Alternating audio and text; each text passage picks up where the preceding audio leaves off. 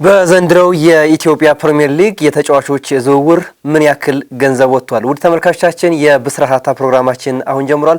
ፕሮግራም አዘጋጅቶ ወደ እናንተ በማድረሱ መላኩ ወልደሰንበትና እኔ አንተነህ ታረቀ ከመላው የስቱዲዮ ባለሙያዎች ጋር በጋራ በሆን አብረናችሁ ቆይታ እናደርጋለን። እስከ ፕሮግራማችን ፍጻሜ ድረስ አብራችሁን ቆዩ። መሌ እንዴት አለ? ሁሉ ሰላም? ሳምንቱ ሸጋ ነው? መልካም። ዛሬ እንግዲህ ቆንጆ ቆይታ ይኖረናል ብለን ተስፋ እናደርጋለን። ምክንያቱም ደግሞ በሲቢ ኢትዮጵያ ፕሪሚየር ሊግ በዘንድሮ ኢትዮጵያ ፕሪሚየር ሊግ በመጀመሪያው ዙር የተጫዋቾች ዝውውር ወይም ደግሞ በክረምቱ የተጫዋቾች ዝውውር ምን ያክል ገንዘብ ወጣ የሚለው ጉዳይ ብዙሃኑ የሚጠብቀው መረጃ ይመስለኛል። ይህ መረጃ ደግሞ እኛ እጅ ላይ አለ። ስለዚህ በዛሬው የብስራታ ፕሮግራማችን ቆይታ የምናደርግበት በዘንድሮው የኢትዮጵያ ፕሪሚየር ሊግ ምን ያክል ገንዘብ ወጥቷል፣ ለአዳዲስ ተጫዋቾች ፊርማ፣ ለነባር ተጫዋቾች ውል ማራዘሚያ እንዲሁም ከታች ያደጉ ተጫዋቾች ይህ የወጣው ገንዘብስ በፕሪሚየር ሊጉ ላይ ምን አይነት ተጽዕኖ አሳደረ? በሚሊዮን የሚቆጠር ገንዘብ ወጥቷል። ይህ በሚሊዮን የተቆጠረ ገንዘብ ግን በኢትዮጵያ ፕሪሚየር ሊግ ላይ ምን አይነት ተጽዕኖ አሳርፏል የሚለውን ጉዳይ በስፋት እንዳስሳለን። ማን ብዙ ገንዘብ አወጣ? ማንስ የደሞዝ ጣሪያውን ሊያልፍ ይችላል ወይስ አላለፈም የሚለውን ጉዳይም በቆይታችን በደንብ የምንመለከት ይሆናል። ዛሬ እንግዲህ ትልቅ የወቅቱ መነጋገሪያ ርዕስ የሆነ ጉዳይ ነው ይዘን የመጣ ነው። እንግዲህ ካልተሳሳት ከዛሬ ጀምሮ ይመስለኛል ሁለተኛው የዝውውር መስኮት የሚከፈት ይመስለኛልና ከዛ ጋር ተያይዞ ወቅቱን የጠበቀ መረጃ ዛሬ እኛ ጋር ይገኛል። በክረምቱ የዝውውር መስኮት እንግዲህ የኢትዮጵያ ፕሪሚየር ሊግ ክለቦች ወደ 448 የሚሆኑ ተጫዋቾችን አዘዋውረዋል። እንግዲህ አጠቃላይ እያንዳንዱ ክለብ 30 ተጫዋች ይይዛል ቢባል 600 ተጫዋቾች በ20 የፕሪሚየር ሊግ ክለቦች ይኖራሉ ማለት ነው። ከዛ ውስጥ እንግዲህ ወደ 448 የሚሆኑ ተጫዋቾች አዲስ ኮንትራት ፈርመዋል።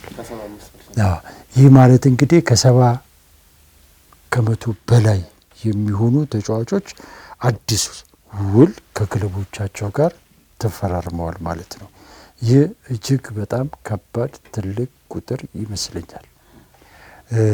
እንግዲህ ዝውውሩ ጤናማ ነው አይደለም ብለህ የምትለው አንዱ መነሻ የሚሆነው ይሄ ነው። 70% በላይ ከሚሆኑ ተጫዋቾች ጋር በየአመቱ እንደዚህ አይነት ውሎች የምትፈጽም ከሆነ እጅግ በጣም ከባድ ነው። የሚገርም ነገር አምና ላይ በክረምቱ የዝውውር መስኮት ውል የፈጸሙ ተጫዋቾች ቁጥር 60 በመቶ ነበር። ያኔ እያነጋገረን ነበር። አሁን ይሄ ቁጥር አድጎ ነው የመጣው፣ እስከ 15 ከመቶ ድረስ አድጓል ዘንድሮ ላይ። ይህ የሚያሳይ ምንድን ነው? የኢትዮጵያ ፕሪሚየር ሊግ የተጫዋቾች ዝውውር ጤናማና ውጤታማ እንዳልሆነ ግልጽ ማሳያ ይመስለኛል። ስለዚህ ዛሬ እነዚህን የክረምቱን የዝውውር መስኮቶች ላይ ክለቦች ምን ያህል ተጫዋቾችን አዘዋወሩ፣ ምን ያህልስ ከፈሉ፣ ለማ ስንት ከፈሉ እስከሚለው ድረስ መረጃው አለን። ስለዚህ የወቅቱ ትልቁ ከፋይ ክለብ ማን ነው? በበጀት ደረጃ በተጫዋቾች ደሞዝ ደረጃ ማን ነው የሚከፍለው፣ ለየትኛው የመጫወቻ ክፍል ምን ያህል ብር ተከፈለ ምናምን እስከሚለው ድረስ ዝርዝር መረጃዎች አሉ። ለዛሬ ግን ጠቅለል አድርገን የምናየው የኢትዮጵያ ፕሪሚየር ሊግ ክለቦች ለደሞዝ በጀት ምን ያህል ብር እንደመደቡ የሚያሳይ ነው። በአጠቃላይ እንግዲህ እያንዳንዱ ክለብ እስከ 70 ሚሊዮን ብር ድረስ የደሞዝ ጣሪያ ተቀምጦለታል። ከዛ ማለፍ እንደሌለበት ሊግ ካምፓኒውም የኢትዮጵያ እግር ኳስ ፌዴሬሽንም አስታውቀዋል። ነገር ግን አሁን የክለቦቹ የተጫዋቾች ዝውውር ከዚህ አንጻር ምን ይነግረናል የሚለውን በኋላ ላይ በደንብ የምናየው ይሆናል። በጣም ወሳኝ የሆነ መረጃ ነው። ምክንያቱም ደግሞ አሁኑ የወቅቱም የዝውውር ወቅት ስለሆነ እንግዲህ በዚህ 10 ቀናት ውስጥ የዝውውር መስኮቱ ይከፈታል። ስለዚህ ሁለተኛው ዙር ላይ ደግሞ እንግዲህ ክለቦች ያላቸውን በጀት አይተው ነው ወደዛኛው የሚመጡት። የእውነት ያ በጀት በትክክለኛው መንገድ እየተጓዘ ነው ወይ የሚለውን ጉዳይ እንግዲህ ለእኛም ለአድማጭ ተመልካቾቻችን በዛሬው መረጃችን ግልጽ የምናደርገው ነው የሚሆነው። ስለዚህ የመጀመሪያ እናደርገው ምናልባት በዝውውር መስኮት ምን ያክል ተጫዋቾች ተዘዋውረዋል የሚለውን ጉዳይ በቅድሚያ እንመልከተው። ቀደም የ600 ተጫዋቾች አሉ። 400 በላይ ተጫዋቾች ደግሞ በዘንድሮ የዝውውር መስኮት የፈረሙ ተጫዋቾች ናቸው። እነዚህ ተጫዋቾችን ሁኔታ እንመልከትና ስንት ወጣባቸው የሚለውን ጉዳይም የምናነሳ ይሆናል። እንግዲህ በክረምቱ የተጫዋቾች ዝውውር አጠቃላይ በሊጉ በወር ውስጥ የሚወጣው ወጪ 73 ሚሊዮን ብር ነው። እነዚህ እንግዲህ የሚወጡት አሁን ቀደም ሲል ለጠቀስኩልህ 448 ያህል ለሚሆኑ ተጫዋቾች የሚወጣ ነው። አምና የፈረሙትን ውል ያላቸውን ተጫዋቾች አይመለከትም። ስለዚህ ለነዚህ ተጫዋቾች የሚወጣው ገንዘብ 73 ሚሊዮን ብር ያወጣሉ። እነዚህ 20 ክለቦች በአጠቃላይ በአመቱ ውስጥ ደግሞ 921 ሚሊዮን ብር ያወጣሉ። በጥቅሉ ማለት ነው። 20 ክለቦች የሚያወጡትን ነው እየነገርኩ ያለሁት። 73 ሚሊዮን ብር 20 ክለቦች በወር ያወጣሉ። በአመት ደግሞ 921 ሚሊዮን ብር ያወጣሉ። ወደ ክለቦቹ ወጪ ስንሄድ አንድ ክለብ እንግዲህ ከ5 ሚሊዮን ብር እስከ 2.5 ሚሊዮን ብር ያወጣል በየወሩ። አንድ ተጫዋች የሚከፍለው አዲስ እና ውል አዲሱ ተጫዋቾች ዝውውር አንድ ክለብ 5 ሚሊዮን ብር እስከ 2.5 ሚሊዮን ብር ድረስ በየወሩ ያወጣሉ።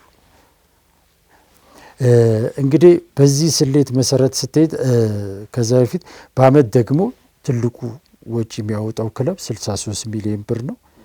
ትንሹን ወጪ የሚያወጣው 31 ሚሊዮን ብር ነው። አማካኝ የሊጉ ወጪ ነው። በአመት የሚወጣው ወጪ ነው።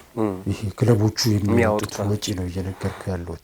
እንግዲህ በዚህ ቁጥራዊ መረጃ መሰረት አሁን ላይ ባለን እጃችን በገባው መረጃ መሰረት በወር ትልቁን ክፍያ የሚከፍለው ክለብ አሁን ላይ ሸገር ከተማ ነው። ሸገር 5 ሚሊዮን 274,714 ብር በየወሩ ለተጫዋቾች ደሞዝ ይከፍላል። ይህ ክፍያ በነገራችን ላይ ቀደም ሲል እንደነገርኩ አዲስ ለፈረሙ ውል ላደሱና ለወጣት ተጫዋቾች የሚከፈል ክፍያ ነው። የአሰልጣኝ ቡድን አባላቱን አይመለከትም። አምና ነባር ተጫዋቾችን አይመለከትም። በነገራችን ላይ በዚህ ውስጥ 3ቱ የትግራይ ክለቦች እና 2ቱ አዳጊ ክለቦች፣ 5ቱ ክለቦች የሙሉ ስኳዳቸው ደሞዝ አለ። የነዚህ ክለቦች ደሞዝ በነገራችን ላይ እዚህ ላይ ትልቁን ቁጥር የሚያገኘው የነሱ ነው። የነሱ የሙሉ ስኳዳቸው ለምሳሌ 30 ተጫዋቾች ካለ ለ30 ለያዟቸው ተጫዋቾች ሌላ አምና ውል ያለው ምናምን ምትለው የለም፣ እንደ አዲስ ውል የገቡ ስለሆነ። ስለዚህ እነዚህ ነው። የተቀሩት ግን ውል ያላቸው ተጫዋቾች አሏቸው ወደ 15 3ቱን የትግራዮቹን ጨምሮ 2ቱ ደግሞ ሸገርና ነገሌ ያደርጉት ክለቦች የሙሉ ስኳዳቸው አለ። የተቀሩት ግን ውል ያላቸው ተጫዋቾች አሏቸው። ስለዚህ አንዳንድ ቦታ ላይ ገንዘቡ ለምን አሁን ለምሳሌ የሸገር ከፍ ያለበት ምክንያት ከዛ ሲባል በሌላ አንግል እንዳይታይ ለማለት ፈልጌ ነውና አዲስ ስለመጡ ሁሉም ተጫዋቾች አዲስ ውል ስላሰሩ ስለዚህ የሁሉም ተጫዋቾች ደሞዝ ስላለ ነው። እንግዲህ ትልቁ ደሞዝ የሚከፍለው አሁን እሱ ነው። ከሱ ቀጥሎ ወልዋሎ አዲግራት ወደ 5 ሚሊዮን እንደዚሁ ይከፍላል። ከዛ መቀለ ሰባ እንደርታ ወደ 4.954 ሺህ ብር ይከፍላል።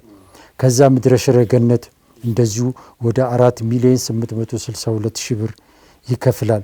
ከዛ በኋላ የሚመጣው እዚህ ጋር 6ኛ ሆኖ ወይ ምናምን የሚገባው ክለብ 5ኛ ሆኖ 6ኛ ሆኖ የሚገባው ክለብ አዳማ ከተማ። አዳማ ከተማ በነገራችን ላይ በጣም አስገራሚ ቡድን በዚህ የዝውውር መስኮት ላይ አዳማ ከተማ ነው። ሙሉ ለሙሉ 34 ተጫዋቾችን አስፈርሟል። 34ቱም ተጫዋቾች አዲስ ውል የፈጸሙ ናቸው። እጅግ በጣም እዚህ ዝርዝር ውስጥ ካሉት 20 ክለቦች ውስጥ በጣም አስገራሚው ክለብ አዳማ ከተማ ነው። አምና ከነበሩ ተጫዋቾች 6 ያህል ተጫዋቾች ብቻ ናቸው ያሉት። በሙሉ አዲስ ተጫዋቾች ናቸው። ከታች ያሳደጋቸዋሉ። አምና ብዙ ያልተጠቀመባቸው ወጣት ተጫዋቾች አሉ። ከዛ ውጪ ወደ 18 ምናምን የሚሆኑ አዲስ ተጫዋቾችን አስፈርሟል። ስለዚህ አዳማ ከተማም እዚህ ውስጥ ይካተታል። ወደ 4.884 ሺህ ብር ያወጣል አዳማ ከተማ። መድን እንደዚሁ ወደ 4 ሚሊዮን 408 ሺህ ብር ያወጣል። አርሲ ነገሌ እንደዚሁ ወደ 4.478 ሺህ ብር ያወጣል። እንደዚህ እያለ እንግዲህ ስክሪኑ ላይ ዝርዝሩን የምናሳይ ይሆናል። እነዚህን ያወጣሉ። በኢትዮጵያ ፕሪሚየር ሊግ እንግዲህ ዝቅተኛውን ወጪ በክረምቱ ዝውውር የሚያወጣው ፋሲል ከተማ ነው። ፋሲል ከተማ 2 ሚሊዮን 597 ሺህ ብር በወር ያወጣል ለተጫዋቾች። ዝቅተኛው ክፍያ ወጪ የሚያወጣ ክለብ ፋሲል ከተማ ነው። ዝቅተኛ ተጫዋችም ያስፈረመው ፋሲል ከተማ ነው። ፋሲል ከተማ 11 ተጫዋቾችን ብቻ አስፈርሟል። ለነዚህ ተጫዋቾች ወደ 2 ሚሊዮን 597 ሺህ ብር ያወጣል። የሚገርም ነገር ቀደም ሲል እንደገለጽ ነው ኢትዮጵያ ፕሪሚየር ሊግ አንድ ክለብ የሚያወጣው ወጪ 70 ሚሊዮን ብር መብለጥ የለበትም ሲል ሊግ ካምፓኒው ጣራውን አስቀምጧል። በዚህ እኛ እጅ በገባው ሊስት መሰረት ከ3 ክለቦች ውጪ 17ቱ ክለቦች ከ50% እና ከዛ በላይ ያወጣሉ። አሁን ባለው ስሌት መሰረት 50% እና ከዛ በላይ የሚሆኑ በክረምቱ ዝውውር መስኮት ላይ ተጠቅመዋል፣ አውጥተውታል። ስለዚህ አምና ስንት አውጥተዋል ማለት ነው? ሌሎች 50%ቱን ይሄ ከሸፈነ አምና ስንት ነው ያወጡት እነዚህ ክለቦች? ከዚህ በላይ ላለማውጣታቸው ብዙ እንትን የለም። ዝውውሩ ጤናማ አይደለም ብለህ ስትል ማሳየው ይሄ ቢያንስ እንግዲህ 50% በየአመቱ ቲማቸው ይቀየራል እንደማለት ነው በቀላሉ። አምና እንግዲህ ለምሳሌ ብዙ ሲነገርባቸው የነበሩት መቻል፣ ሲዳማ ቡናና ሐዋሳ ከተማን ስትመለከት እንደዚሁ 3 ነጥብ አሁን ለምሳሌ መቻል በዘንድሮ የዝውውር መስኮት 3 ሚሊዮን 783 ሺህ ብር አውጥቷል። ሲዳማ ቡና 3 ሚሊዮን 446 ሺህ ብር አውጥቷል። ይሄ ማለት 41 ሚሊዮን ብር ነው። መቻል 45 ሚሊዮን ብር አውጥቷል ዘንድሮ ላይ። አምና ምንድነው ሲባሉ የነበሩት እነዚህ ክለቦች? ሐዋሳ ከተማን ስትሄድ ወደ 33 ሚሊዮን ብር በዘንድሮ የዝውውር መስኮት ያወጣል በአመት።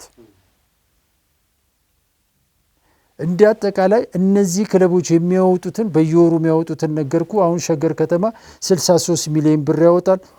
ዝቅተኛ ደረጃ ላይ ያለው ወይም አነስተኛ ወጪ ያወጣው ፋሲል ከተማ 31 ሚሊዮን ብር ያወጣል በአመት። አሁን ይሄ እየጠቀስኩት ያሉት ቁጥሮች በሙሉ አድማጭ ተመልካቾቻችን መረዳት ያለባቸው ክለቦቹ ያመኑት ነው።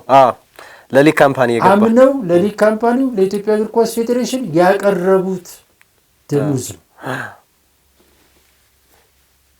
እንጂ ይሄ ከዚህ ብር ጀርባ አለ ይዘዋወራል የሚባለውን አይመለከትም።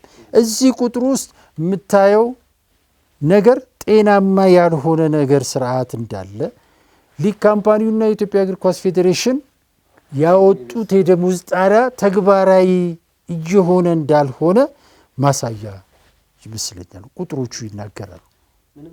እነዚህ ቁጥሮች በደንብ ብትፈትሻቸው የሚናገሩት ነገር አለ። ለምሳሌ ሸገር ከተማ 63 ሚሊዮን ብር ለተጫዋች ለ30 ተጫዋቾች 63 ሚሊዮን ብር በወር ያወጣል። ይሄ እንግዲህ የአሰልጣኝ ቡድን አባላቱን ወጪ አይጨምርም። የነዚህ በአመት 63 ሚሊዮን ብር ያወጣል።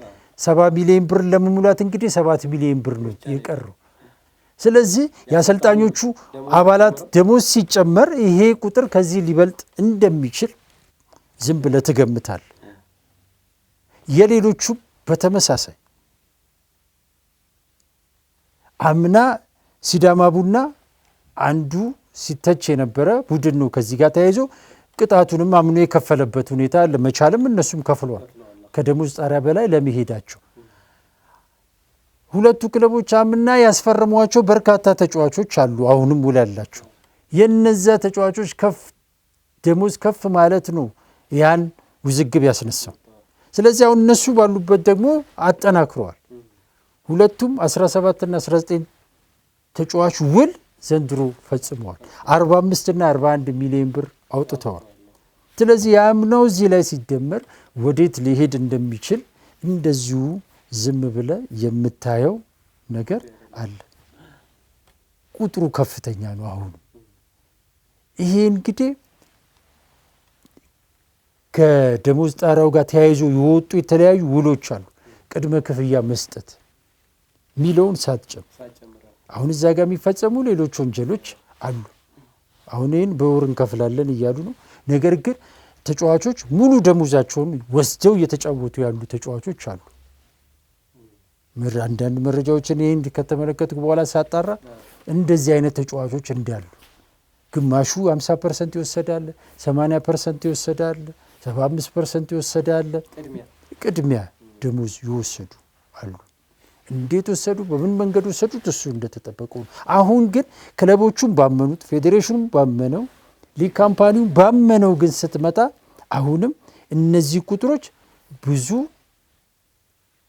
መረጃዎችን እንድትፈትሽ የሚገፋፋ ሆኖ የምታገኘው ቁጥር ነውና በአጠቃላይ ከዚህ ከደሞዝ ጣሪያው አንፃር ስንቃኘው ጤናማነት እንደሌለ ትመለከታለ አንዱ ዋናው ነጥባችን ይሄ ነው በቃ ደሞዝ ጣሪያው እየተተገበረ እንዳልሆነ በነገራችን ላይ የሊግ ካምፓኒው በአሁኑ ሰዓት ተስፋ ቆርጦ ፌዴሬሽኑን ተስፋ ቆርጦ ረስተውታል ትተውታል አሁን ጉዳዮች እየታዩ እየተፈተሹ አይደሉም በቃ ደስ ተባላቸው ጊዜ ሲፈልጉ የሆነ ነገር ሲያስታውሱ እስቲ ጉዳይ ረን ይወስድ ለማንኛው እየተባለ የሚታይበት ተስፋ ቆርጧል አቅም እንዳጠራቸው በደንብ ያሳያል በተደጋጋሚ አቶ ክፍለም ይሄን ነገር ሲናገሩት ነበር አልቻልንም የሚል ሐሳብን እያነሱ ነበር እኛ ቀደም ሲል እንናገር ነው ከዚህ ህጉ ከመውጣቱ በፊት ብዙ የምትሰራቸው የቤት ስራዎች አሉና እነዚህ የቤት ስራዎች አለመሰራታቸው ህጉ ተግባራዊ እንዳይሆን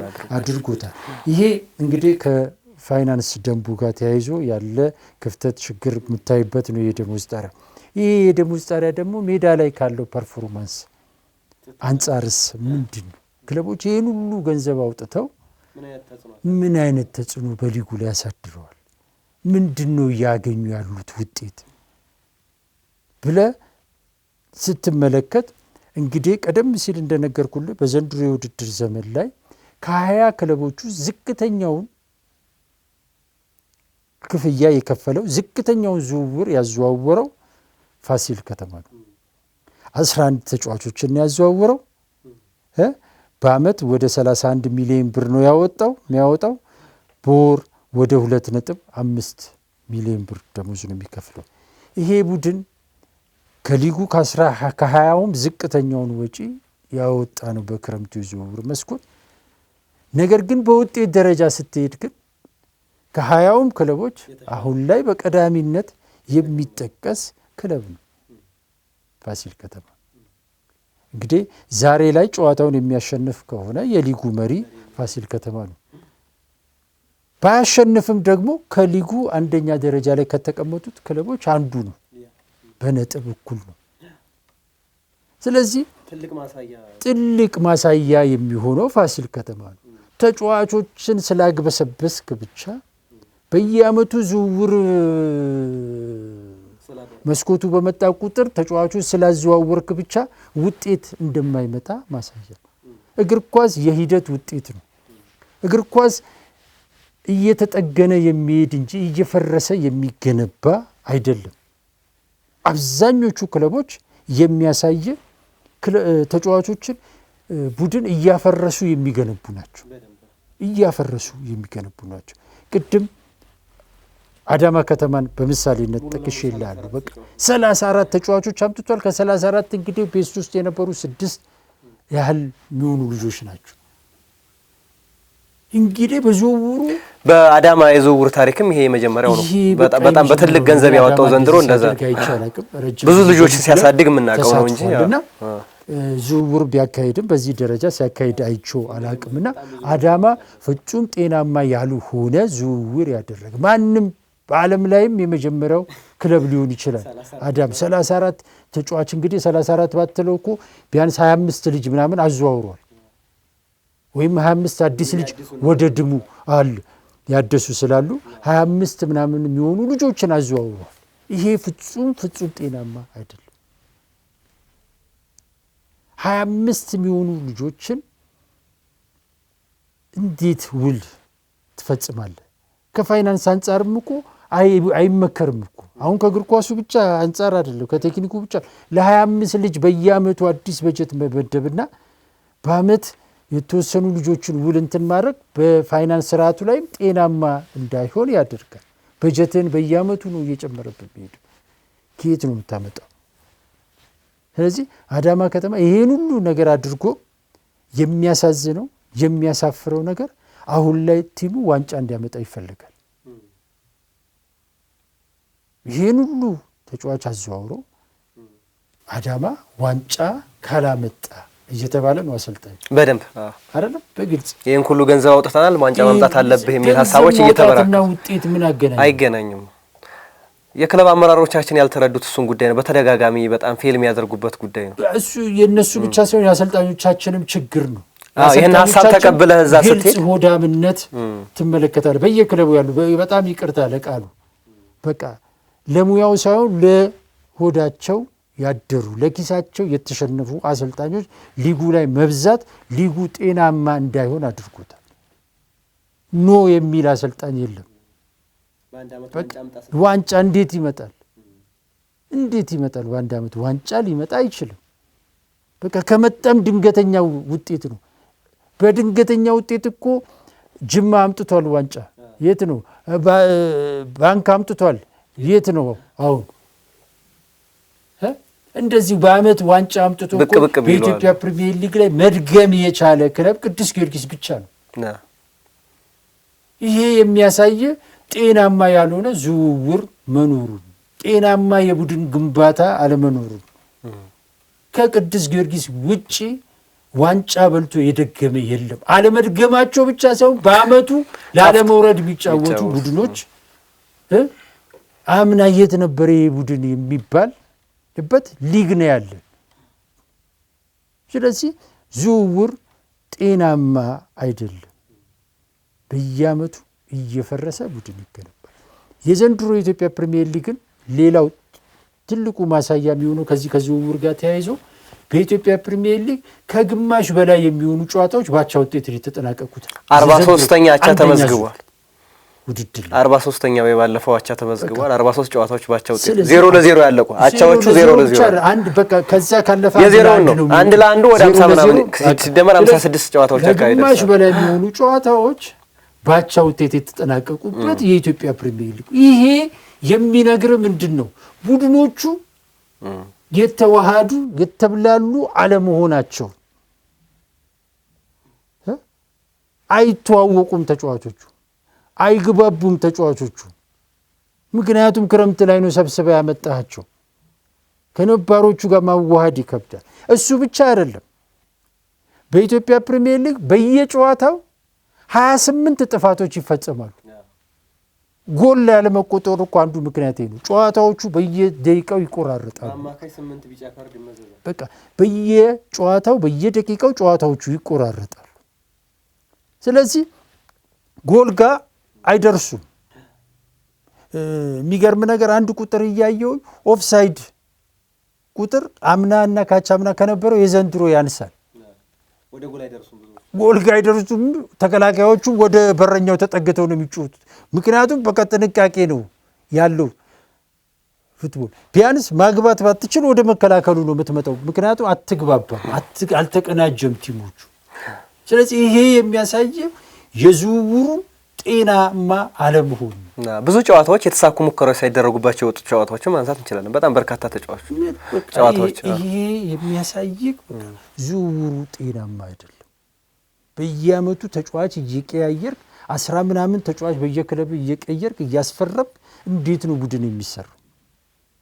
ፋሲል ከተማ ዘንድሮ ለምን ወደ መሪነት መጣ ብለህ ካልክ እኮ ሚስጥሩ የሚሆነው አምና የነበሩ ተጫዋቾች አሉት። ቡድኑ ወደ ህውደት ለመምጣት ወደ አንድነት ለመምጣት አልተቸገረም። በቃ ቡድን አለው፣ ተጫዋቾቹ አሉ። በመጠገን ሂደትም ጥገናዎችን ያደረጉበት በመጠገን ሂደት ውስጥ ያለፈ ቡድን በጥገና ነው የተደረገው። ፋሲል ላይ መልሶ መገንባት አይደለም። ስለዚህ እንደዛ ሲሆን መጥቷል። ሲዳማ ቡና ለምን ወደ ግዛ መጣ ብለህ ስትል ቆይታ የሚፈጥረው ነገር አለ። ሐዋሳ ለምን ወደዚህ መጣ ብለህ ስትል ሐዋሳ ጋር የሆነ ነገር አለ። በቃ እግር ኳስ ምክንያት አሉ። ነገሌንም ብታነሳ እንደዛ ነው። ከታችኛው ያደጉት ብዙ ናቸው። የሚያስፈልጉ ተጫዋቾችን ኬኬ ቦታ ላይ ያስቀምጠዋል። እግር ኳስ እንደዚህ ነው፣ በሂደት የሚገነባ እንጂ እየፈረሰ የሚገነባ ቡድን አይኖርም። ስለዚህ ይሄ ዝውውር የሚያሳይክ ይሄንን ነው። ይሄ ዳታ የሚናገረው ይሄንን። ስለዚህ ከዚህ አንጻር እግር ኳሳችን እየሞተ ለመሆኑ ዋናው ምክንያት በቃ ዝውውሩ ጤናማ የፋይናንስ ስርዓቱ በየአመቱ ደሞዞቹን ስትወስድ በየአመቱ እያደገ ነው። የተጫዋቾቹ ደሞዝ አሁን እዚህ ላይ የክለቦቹ ደሞዝ በጀት እንግዲህ አሁን አምና ሲዳማና አምና 52 ሚሊዮን ብር ነው አይደል የአምና ደሞዝ ጣሪያ የነበረው። አሁን ላይ መቻል 45 ሚሊዮን ብር አውጥቷል። ለስንት ተጫዋቾች? ለ17 ተጫዋቾች። አምና ለአመት በጀት እኮ የተያዘው ስንት ነው? 52 ሚሊዮን ብር ነው። አሁን 7 ሚሊዮን ብር ነው የቀረችው። አሁን እዚህ ላይ የአሰልጣኞቹን ደሞዝ እንኳን አምጥተህ ብትከተው በ17 ተጫዋችና በአሰልጣኝ ደሞዝ የአምናውን በጀት ያዘ ማለት። ከአምናው እንግዲህ በምን ያህል ፐርሰንት እየሄደ ነው? እየጨመረ ነው ይሄ ደሞዝ። ይሄ ቡድን ግን አምና ምንድን ነው ያመጣው?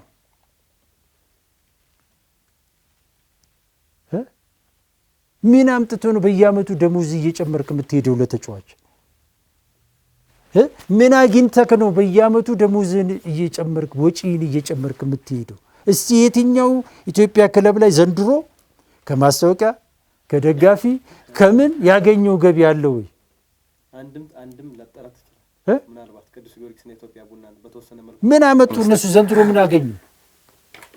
ከረምዚን ጋር የተፈራረሙ ፊርማ አለ ምናልባት የተወሰነ ያው ታነሳለህ አንጻራዊነት በቃ ሻንት ሚሊዮን ሁለት ቅዱስ ጊዮርጊስም እንደዛ ከመጠጥ ፋብሪካው ጋር የተፈራረሙ ከሌሎቹ አንጻር ሌሎቹ ምንም የለም እና ይሄንን ነው አሁን በጀትክ እየጨመረ ሲሄድ የሆነ ገቢክ እየጨመረ መምጣት አለበት። ሁሌ ለውጪ ብቻ የምትሰራ ለውጪ አቅዶ የሚሰራ እኮ ኢትዮጵያ ፕሪሚየር ሊግ ነው በቃ በየአመቱ። ስለዚህ እያንዳንዱን በጀት ብታይ እየጨመረ ነው የሚሄደው።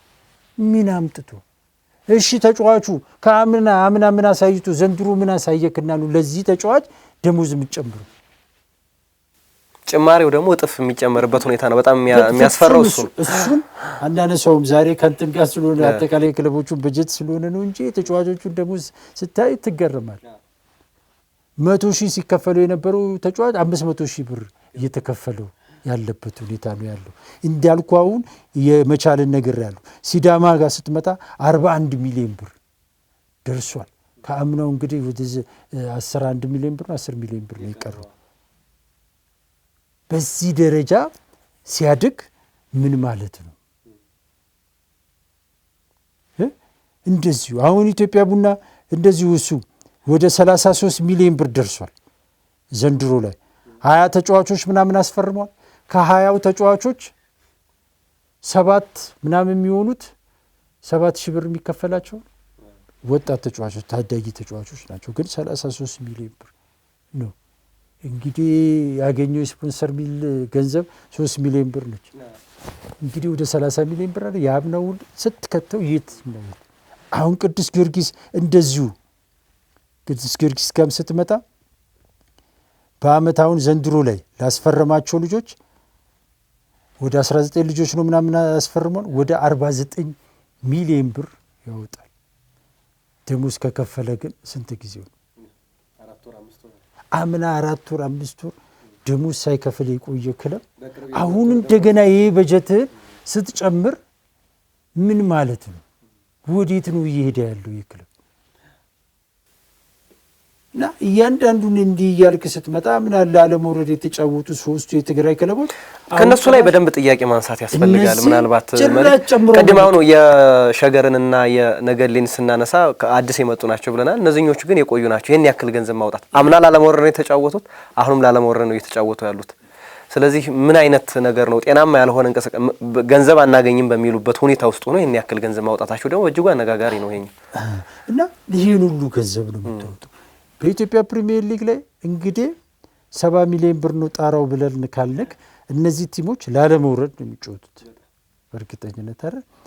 ቢያንስ እሺ ከዛ ሻሻለው ወገብ ላይ ለመቀመጥ ግን ትልቁን ጣሪያ እያወጡ ለዋንጫ የሚጫወቱ ዋንጫ የሚያገኙ ትልቁን ጣራ አውጥቷል። ላለመውረድ የሚጫወቱ 70 ሚሊዮን ብር እንዴት ነው የሚወጣው? ጤናማ አይደለም። በእጅጉ ጤናማ እንዴት ነው የሚወጣው? ይሄ በጣም በጣም ከባድ አሳሳቢ እግር ኳሱ በእውቀት በእውነት ላይ ተመስርቶ እንደማይመራ ማሳያ ነው። ይሄ ደግሞ ሲጠቃለል እግር ኳሱን የሚመሩት አካላት ተጠያቂዎች ናቸው። ሊግ ካምፓኒው፣ የኢትዮጵያ እግር ኳስ ፌዴሬሽን እግር ኳሱን እንዴት ነው እየመራ ነው ያለ ነው ሚለውን ቆም ብለው ማሰብ ይጠበቅባል። ይሄ የምንም ሳይሆን የእውቀት ችግር ነው። በቃ እግር ኳሱ የሚመሩት አካላት እውቀቱ ልምዱ የሌላቸው ሰዎች ማሳያ ነው። ስለዚህ ክለቦቹ እኛ ገብተን አናዝም ምናምን አይደለም፣ ገብተህ ልታዝም አትችልም። ነገር ግን እዛ ቦታ ላይ የሚቀመጡ በየክለቡ ያሉ መሪዎች ግን ቢያንስ እግር ኳሱ የገባቸው በእውቀት የሚመሩ እንዲሆኑ ማድረግ ግን ይጠበቅባል። ቢያንስ አሰልጣኞቹ የምታፈራው አንተ ነህ አይደል እንዴ? እነዚህ አሰልጣኞች አማካኝነት ነው እኮ የሀገሪቷ ስትራቴጂ የሆኑ እቅዶች የሚተገበሩት ተጫዋቾች ናቸው አይደል? እነዚህን ተጫዋቾች የምታሰለጥነው የምታስተምረው ማን? አንተ አይደል? ይህ የክለብ ስራ አስኪያጆችን የምታስተምረው የምታሰለጥነው ማን? አንተ አይደል? ስለዚህ እነዛ የምታፈራቸው ሰዎች በትክክለኛ እውቀትና እውነት ላይ ተመስርተው እንዲፈሩ ማድረግ እግር ኳሱን ከሚመራ አካል ይጠበቃል። ኢቭን ከዛ አለፍ ስትል መንግስት የኢትዮጵያ ፌዴራል ስፖርት ኮሚሽን ምንድነው እየተካሄደ ያለው? ኢትዮጵያ እንደው ባለፈው ምናልባት እዚህ ላይ ማለት ይሄኛው አሁን በእንደዚህኛው አሳሳቢነቱ ጉዳይ ስለቀጠለ የባለፈው የወጣው አዋጅ አለ፣ የስፖርት አዋጅ አዲስ የጸደቀ አዋጅ አለ። ምናልባት እሱ ጥሩ መፍትሄ ይዞ ይመጣል የሚል ነገር እየተመለከትኩ ነበር። የጸደቁ አዋጆች አሉ ደሞዝን በተመለከተና ምናልባት ቀጣይ ዓመት ወደ ትግበራ ከገባ እሱ መፍትሄ ይዞ ሊመጣ ይችል ይሆናል። በደንብ አሁን መንግስትም እያሳሰበ ሁሌም እንደምንለው መንግስት እጁን ማስገባት ካልቻለ ይሄ የሚወጣ ገንዘብ አሁን መቆም አልቻለም የሚለው ነገር በደንብ ተደጋግሞ የሚነሳ ነገር ነበር። እንግዲህ እሱን ለማስቆም እዛ አዋጅ ውስጥ የደሞዝ ጉዳዮችን በደንብ የተካተቱበት እንደሆነ ለመመልከት ያለው ራፍሊና ቀጣይ ዓመት እንደዚህ አይነት መፍትሄዎች ሊመጡ ካልቻሉ በስተቀር የሊግ ካምፓኒ የወጣው ህግ ግን ቶታሊ ምንም ፌል አድርጓል ብሎ መናገር ይቻላል ሙሉ ለሙሉ እንጂ ተግባራዊ ሆኗል ለማለት በጣም ያስቸግራል። ቀደም ትምህርት መስጠት፣ አመራሮቹን ማስተማር፣ አሰልጣኞችን ማስተማር እንዳለ ሆኖ ግን ሊግ ካምፓኒ ያወጣቸውን ህጎች ከመተግበርና ከማስተግበር አንጻር በተለይ ደግሞ የክለብ አመራሮች ያንን ነገር ለማድረግ እነሱ አፍ አውጥተው ተናግረዋል። ከአቅማችን በላይ ሆኗል እስከ ማለት ድረስ ደረጃ ደርሰዋል ከዚህ በኋላ እና ይሄ ነገሩ በጣም የተንሰራፋ በመሆኑ እሱን ነገር ለመቆጣጠር በጣም ከብዷቸዋል። የሊግ ካምፓኒ አመራሮችም ይሄን ነገር ለማስቆም አምና ያ ነገር ተደረገ። የፌዴራል ፖሊስ ኮሚሽን ጋር ፍርድ ቤት ምናምን በብዙ ነገሮች ተሄደ። እሱን ነገር ማስቆም አልቻለም። ስለዚህ የአስተሳሰብ ለውጥ ማምጣት በጣም በትልቁ የሚጠበቅ ጉዳይ ነው። መጀመሪያ ይሄኛው ነገር ከመውጣቱ በፊት የአስተሳሰብ ለውጥ እንዲመጣ ከማድረግ ወይም ደግሞ ነገሩ እንዲገባቸው ከማስገንዘብ አንጻር ክፍተቶች ነበሩ። ያ ሳይሆን ተደረገ። አሁን ያን ነገር ራሳቸው ክለቦች የፈረሙትን ነገር ሊያከብሩት አልቻሉም። ስለዚህ ትልቁ እንቅፋት ያለው ክለቦቹ ላይ ነው የሚለው ሀሳብ በደንብ የሚሰመርበት ጉዳይ። ክለቡ እኮ የሚመራው በፌዴሬሽኑ ከፍ ሲል በስፖርት ኮሚሽኑ፣ ክለቡንም ዞሮ ዞሮ የሚመራው ግለሰብ። ስለዚህ ያ ግለሰብ እዛ ኃላፊነቱ ላይ እዛ ቦታ ላይ ሲቀመጥ ተገቢው እውቀት ትጥቅ ሊኖረው ይገባል አይደለ? ስለዚህ ይሄንን ስፖርት እንዲመሩ እንዲያስተዳድሩ የምታስቀምጣቸው ሰዎች አሁንም በእውቀት የበለጸጉ እስካልሆነ ድረስ የተማሩ የሰለጠኑ እስካልሆኑ ድረስ የትኛውንም አዋጅ ብትመጣ አሁን እኮ ገንዘብ መውጣቱ አይደለም እኮ ክፋቱ። አሁንም ትልቁ መታዘብ ያለበት ይሄ ገንዘቡ ከፍ ማለት ምናምን ብዙዎች በዛ ስለሚመዝኑት ነው። ነገር ግን ይሄ ገንዘብ ታስቦ ታቅዶ የወጣ ከሆነ እና የሚገኘው ውጤት ጥሩ ከሆነ እኮ ማንም ቅሬታ ተቃውሞ አያደርግም። አሁን ችግር የሆነው የሚወጣው ወጪና የሚገኘው ውጤት እኩል አይደለም። ይሄ ደግሞ ሊሆን የቻለው የስርዓት ችግር፣ የእውቀት ችግር። ገንዘቡ ሲወጣ ገንዘቡ የወጣው ለምንድን ነው? ለተገቢው ሰው ነው ወይ? ትክክለኛ አቅም ብቃት ላለው ነው ወይ ብሎ የሚመዝን አካል አለመኖር ነው። ያን ለመመዘን የሚያስችል አቅም ብቃት ያለው ሰው እዛ ቦታ ላይ አለበት፣ ከአሰልጣኞቹ ጀምሮ። አሁን ለምሳሌ የኢትዮጵያ ፕሪሚየር ሊግ የተጫዋቾች ዝውውር ለአሰልጣኙ ብቻ የተሰጠ ነው። በአብዛኛው አንድ አሰልጣኝ ነው በኢትዮጵያ ተጫዋቾች ዝውውር ላይ የሚወስነው። ማን ነው እሱ? ብቻውን እንደዚህ እንዲወስን ዓለም ላይም እንደዚህ አይደረግም። ጋርዲዮላ እኮ ማንቸስተር ሲቲ ላይ ተጫዋቾች ዝውውር ሲያካሂድ የሆነ ትልቅ ድርሻ ይኖረዋል እንጂ እሱ ብቻውን እንደፈለገ አያደርግም። በስሩ ቴክኒክ ዳይሬክተሮች አሉ፣ የተጫዋቾች መልማዮች አሉ ምናምን። እነዚህ ስታፎች ተሰብስበው የሚወስኑት ውሳኔ ነው ተግባራዊ የሚሆን። በዛ ውስጥ የራሱ ሚና ሊኖረው ይችላል። ኢትዮጵያ ውስጥ ግን አብዛኞቹ ክለቦች ቴክኒክ ዳይሬክተር የላቸውም፣ መልማይ ኮሚቴ የላቸውም። ስለዚህ በአብዛኛው የሚወስነው ማን ነው? አሰልጣኙ ወይም ከአሰልጣኙ ገፋ ካለ ኮሚቴው። እንግዲህ ምን ያህል የተጫዋቾች አዘዋዋሪ ኮሚቴ የሚባል የተለመደ ነገር አለ፣ የሚዋቀር ኮሚቴ። በቃ ኮሚቴ ነው ይሄ። ኮሚቴ ምንም እውቀት የለውም፣ አቅም የለውም፣ ልምድ የለውም። ኢቭን ቴክኒክ ዳይሬክተር ተብሎ አንዳንድ ክለቦች የሚቀጥሩት ሚና የላቸው፣ የስሙላ ናቸው። ይሄ ከምን የመጣ ነው? ከእውቀት ከግንዛቤ ችግር የመጣ ነው፣ ከስርዓት ችግር የመጣ ነው። ፌዴሬሽኑ ይሄን አቅጣጫ ማስያዝ ይችላል አለበትም። እያንዳንዱ ክለብ የራሱ የቴክኒክ ዲፓርትመንት፣ የተጫዋቾች ዝውውር ሲካሄድ እንዴት ይካሄድ? አሰልጣኙ ለምሳሌ ተሰጥቶታል መብት። መሰጠቱ ብቻ እኮ አይደለም ችግሩ። አሰልጣኙ ተጫዋቾችን ሲመለምል እንዴት እንደሚመለምል መመሪያ የለም። በቃ እሱ በፈለገው ደስ ባለው ነው የሚመለምለው። እንዴ ክለብ ሰጥተው የህዝብ ክለብ ሰጥተው በሱ ስሜትና ፍላጎት ነው እኮ የሚመለምለው። እሱ ነገ ሲሄድስ እነዚህ የመለመላቸውን ልጆች በሙሉ ፉርሽ የሚመጣው አሰልጣኝ እኔ ምን ላድርግ ያኛው አሰልጣኝ የመለመለ ነው ሊል፣ ክለቡ የኔ ነው፣ ክለቡ እኮ የህዝብ ነው። ስለዚህ ክለቡ ያመነበት ነገር ነው በአብዛኛው መኖር ያለበት እንጂ ግለሰቡ ያመነበት አይደለም። ስለዚህ የክለቡ እንዲሆን እዛ ጋ ያለው ስርዓት መስተካከል አለበት። መመሪያና ደንብ መቀመጥ አለበት። አሰልጣኙ፣ ቴክኒክ ዳይሬክተሩ፣ መልማይ ኮሚቴውም የሚስማሙበት የክለቡ የሆነ ደንብ መኖር አለበት። በያ ደንብ ብዙዎችን ስለሚያስማማ ቡድን እየፈረሰ አይገነባም። አሁኑ እየፈረሰ የሚገነባው ለምንድን ነው ብለህ ካልከኝ በቃ ግለሰብ ላይ የወደቀ ነው፣ ወይ አሰልጣኙ ላይ የወደቀ ነው፣ ወይ ኮሚቴው ላይ የወደቀ ነው። ያ ኮሚቴ ደግሞ እስካለ ድረስ አለ፣ ከሌለ የለም። ስለዚህ ይህን ስርዓት መፍጠር ያስፈልጋል። በዚህ ደረጃ ሊሰሩ የሚችሉ ትክክለኛ ቴክኒክ ዳይሬክተሮችን መመልመል፣ ማስተማር፣ ማብቃት ከፌዴሬሽኑ ይጠበቃል። መልማዮችን ማፍራት፣ ማብቃት ከፌዴሬሽኑ ከክለቦቹ ይጠበቃል። እነዚህ ሙያተኞች መኖር መቻል አለባቸው። ከዛ በኋላ ለእያንዳንዱ ተጫዋች ምን ያህል ይከፈለዋል፣ ስንት ይከፈለዋል የሚለው በብቃቱ ተመዝኖ ተለክቶ ይሰጠዋል። አሁን ግን ትልቁም ትንሹም ተጫዋች አይታወቅም። ሁሉም ተመሳሳይ ነው። አሁን በትልቁና በትንሹ አሁን ምናልባት ከቢ ያደጉት ካልሆኑ በስተቀር የሌሎቹ ተጫዋቾች ደሞዝ እኮ ተመሳሳይ ነው። እንዴት አንተ በዛ ጋፕ ውስጥ ትከፍላለህ? እንግዲህ አያረለ ቅድም ላለመውረድ የሚጫወተውም ለሻምፒዮና የሚጫወቱትም እኩል ነው። በአመት 70 ሚሊዮን ያወጣሉ። ይሄ የእውቀት ጋፕ ችግር ነው። አሁንም መመሪያ ብታመጣ የትኛውም መመሪያ ሲመጣ መጨረሻ ዞሮ ዞሮ ገንዘቡን ለመቀነስ መሆን የለበትም።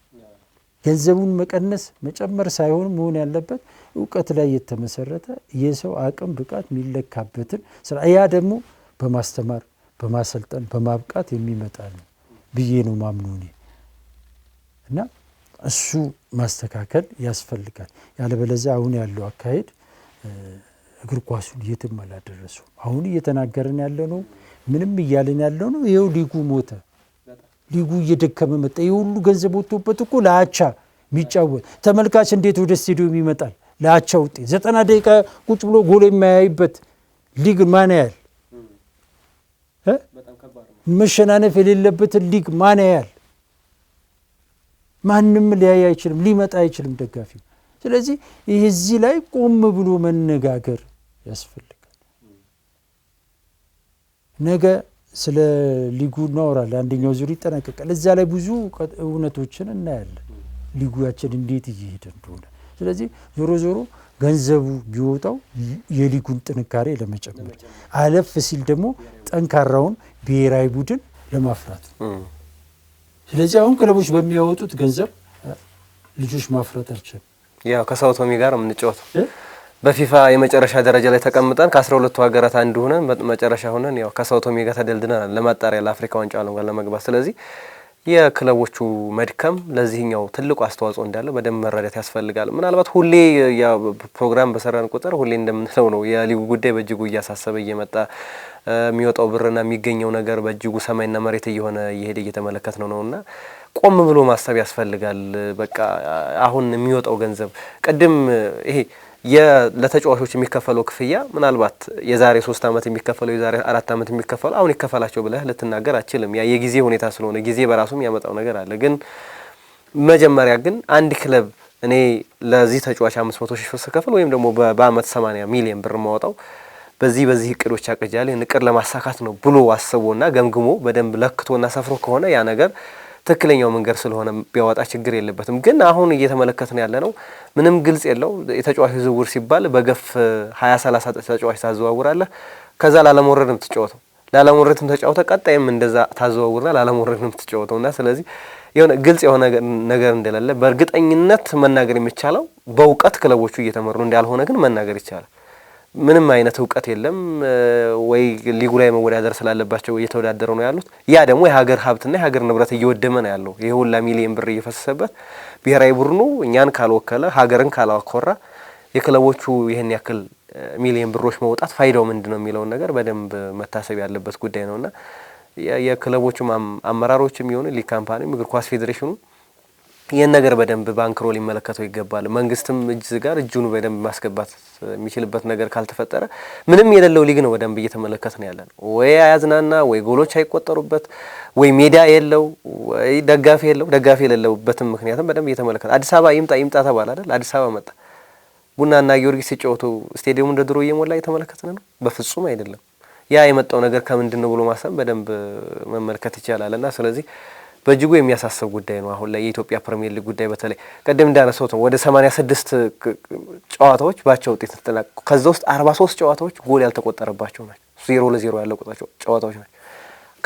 ካሸነፉት ይልቅስ አቻ የሆኑት እየበለጠ እየተመለከተ ነው። በዛ ላይ ደግሞ 0-0 ግፋ ካላቻ የሚሆነው ደግሞ 1-1 ነው። ስለዚህ በጣም የከፋ አይነት ሊጋችን በጣም አሁን ድሮ አማተር ነው ይባላል። አሁን ከአማተርም በታች እየወረደ እየተመለከተ ነው። ግን ይሄን ያክል ሚሊዮን ብር የሚፈስበት ሊግ ነውና ይሄ በጣም አሳሳቢ ጉዳይ እና አሁንም ቢሆን እግር ኳሳችንን ለመለወጥ ትልቁ የመጫወቻ ኳሱ ያለው አመራሮቻችን ቆም ብሎ ማሰብ። ይኸው በቃ ቁጥር አፍ አውጥቶ እየተናገረ ነው። አሁን ወዴትም አያጭበረብሩ አይደለም። ራሳቸው ጽፈው የሰጡት መረጃ ነው እኛ ጋር የመጣው። ስለዚህ ባመኑት ነገር ላይ ነው እየተነጋገረን ያለ ነው። ባመኑት ነገር ላይ ነው ምንም ውጤት ያልመጣው። ስለዚህ ከዚህ በላይ ማሳያ ከዚህ በላይ ንግግር የሚያስፈልግ አይመስለኝም እና እዚህ ላይ ቢሰራ ቢታሰብ ፌዴሬሽኑም ቢሆን ይሄን ነገር አሁን በጀቱን ይዞ ቁጭ ብሎ መነጋገር በቃ አሁንም በየክለቡ ያሉ አመራሮች እውቀት ባላቸው ሰዎች መተካት እስካልቻሉ ድረስ እግር ኳሱ የሚፈልገው ሙያተኞችን ሀገሪቷ ማፍራት እስካልቻለች ድረስ እግር ኳሳችን ሊለወጥ አይችልም። ዋናው ችግራችን የኢትዮጵያ እግር ኳስ ችግር እግር ኳሱ የሚፈልገው ሙያተኛ በአይነትም በብዛትም በጥራትም የለውም። ዘመኑ ጋር የማይራመድ እግር ኳስ ነው ያለን። ስለዚህ ሙያተኛ ማፍራት፣ ሁሌ ሙያተኛ ሲባል ተጫዋቾች ነው የሚባሉ። ተጫዋቾች አይደሉም የኢትዮጵያ እግር ኳስ ችግር። አስተማሪ ሳይኖር ተማሪ አይኖርም እንደምልክ ሁልጊዜም አስተማሪዎቹ የሉንም እግር ኳሳችን ላይ። እግር ኳስ ማለት አሰልጣኝ ብቻ አይደለም ብያለሁ። አሁን ላይ ማአት ሙያተኞች ነው እግር ኳስ የሚፈልገው። ስለዚህ እነዚያን ሙያተኞች ማፍራት የኢትዮጵያ እግር ኳስ ፌዴሬሽን ኃላፊነትና ግዴታ ነው። እሱ ይህን ማድረግ መቻል አለበት። እሱ ጊዜውን ማጥፋት ያለበት እዚህ ላይ ነው።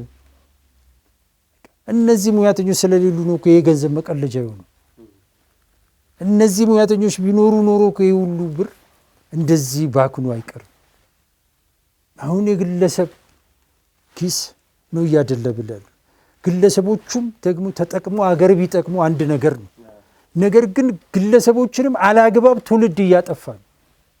ስንት ተጫዋቾች ሚሊዮን አግኝተው ዛሬ የሚለምኑ ዛሬ መልሰው ለሀገር ሸክም የሆኑ ተጫዋቾች ነው እያፈራን ያለው። ገንዘቡ ግለሰቦች ጋርም ሄዶ አገር ቢቀይር መልካም ነው። ግለሰብ ሲቀየር እኮ አገር ትቀየራለች። እግር ኳስ ውስጥ ግን እንደዚህም አይደለም እየሆነ ያለው። ይሄ ሊያሳስበን ይገባል። ተጫዋቾቻችን ወደ ኢንቨስትመንቱ ሲሰማሩ ተመልክተናል። በቃ አላስተማርናቸውና አላበቃናቸውማ። ማን አበቃቸው? ማን አስተማራቸው? ስለዚህ በበቂ ሙያተኛ ዘርፉ ላይ እስከሌለ ድረስ ብቁ የሆነ ስፖርተኛ ልታፈራ አትችልም። ሙሉ የሆነ ስፖርተኛ ልታፈራ አትችልም። አሁን ላይ በእግር ኳሱ ብዙ ሚሊዮነሮች እኮ ተፈጥረዋል። ግን የትኛው ሚሊዮነር ነው በእግር ኳሱ ላይ ወጥቶ እንደዚህ ዋው የሚያስብል ያለው? አትሌቲክሱ ላይስ በጣም ብዙ ለምን እዛ ጋር የተሻለ ነገር አለ ማለት ነው። ስለዚህ እዚህ ጋር ይሄ ሁሉ ሊሆን የቻለው አሁንም እኔ ማጠንጠኛ ሙያተኞችን በአይነት በብዛት በጥራት እስካላፈራን ድረስ የሚወጡ መመሪያዎች፣ አዋጆች የትም አያደርሱ። እነዚህ አዋጆች፣ መመሪያዎች የሚፈለገውን ውጤት የሚያመጡት ትክክለኛ ሙያተኞች፣ የበቁ የነቁ ሙያተኞች ሲኖሩ ብቻ ነው። አሁን ይህ ገንዘብ እየተበላሸ ያለው ብቃት ያለው ጥራት ያለው ሙያተኛ ስለሌለን ነው ብዬ ነው ማምነው። አድማጭ ተመልካቾቻችን ደግሞ ምን እንደሚሉ አላውቅም። እዚህ ላይ ብናበቃ መልካም። እዚህ ጋር እናብቃ። ውድ ተመልካቾቻችን እንግዲህ በዘንድሮው የኢትዮጵያ ፕሪሚየር ሊግ ቀደም ብለን እንዳጋራናችሁ 921 ሚሊዮን ብር በተጫዋች ዝውውር በክረምት ተጫዋች ዝውውር ወጥቷል። ይህ ብር ታዲያ በሊጉ ላይ ምን አይነት ተጽዕኖ አሳደረ? እውነት 921 ሚሊዮን ብር የወጣበት ሊግ ይመስላል ወይ? ያ ያልሆነበት ምክንያቱ ምንድነው የሚለውን ጉዳይ እንግዲህ ሀሳባችሁን አጋሩን፣ አካፍሉን። የእናንተን ሀሳብ ደግሞ ብታጋሩን ደስ ይለናል። ውድ ተመልካቾቻችን በዘንድሮው የኢትዮጵያ ፕሪሚየር ሊግ በክረምቱ የተጫዋች ዝውውር ምን ያክል ገንዘብ ወጣ በሚለው ጉዳይ ላይ መረጃ ያካፈልንበት የዛሬው የብስራታ ፕሮግራማችን የተከታተላችሁን ይመስል ነበረ። ፕሮግራም አዘጋጅቶ ወደ እናንተ በማድረሱ መላኩ ወልደሰንበትና እኔ አንተነህ ታረቀ ከመላው የስቱዲዮ ባለሙያዎች ጋር በጋራ ሆነን አብረናችሁ ቆይታ አደረግን። ሰናይ ጊዜን ተመኘን።